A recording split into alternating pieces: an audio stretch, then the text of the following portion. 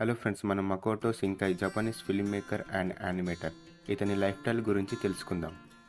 ఇతని అసలు పేరు మకోటో నిట్సు. ఇతను ఫిబ్రవరి 9, 1973లో జపాన్లో కోమి అనే టౌన్లో పుట్టాడు. మకోటో షింకై చూ యూనివర్సిటీలో చదివాడు. ఇతను వీడియో గేమ్ యానిమేటర్.